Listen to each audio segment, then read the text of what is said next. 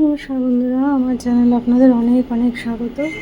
আজকে একটু গার্ডেন আমার গার্ডেনের ওভারভিউটা দিয়ে, এই যে সিঙ্গোনিয়াম চলছে ভালো, লিপস্টিক অ্যাগ্লোনিমা নয়নতারাটি ওটা একটু রোগগ্রস্ত হয়েছিল, ঠিকের দিকে এসছে। এই যে নয়নতারাগুলো এগুলো বসে গিয়েছে। এই যে চলছে, সবাই সবার নিজের নিয়মেই চলছে।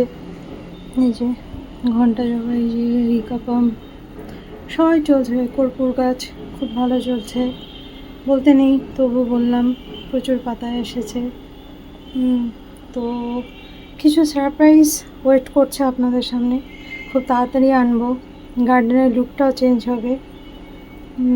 কার্নিশেও কিছু গাছ আছে, তো কাল এই তুলসী গাছেরও কিছুটা মঞ্জরি ছিঁড়ে দিয়ে বেঁধে দিয়েছি একটি কাঠ পুঁতে, অনেকটা ছড়িয়ে যাচ্ছে। যা হয়, ব্যালকনিতে জায়গা কম। এই যে বুগেনভিলিয়া, এদিকে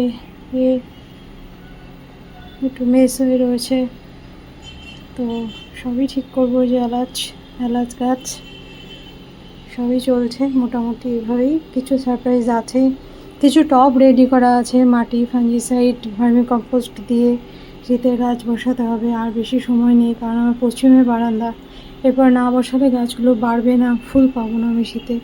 এই গোলাপ গাছটির মাথাটা কেটে দিয়েছিলাম, আপনাদের সঙ্গে বলেছিলাম, কিন্তু শেয়ার করা হয়নি। এই যে নিউ শুটস বেরোচ্ছে, হ্যাঁ, দেখা যাক ফুল আসছে কি আসছে না। এই আমার চিত্রা, সবাই চলছে। এই যে পিস লিলি এখন তো ডরমেন্সিতে যাবে।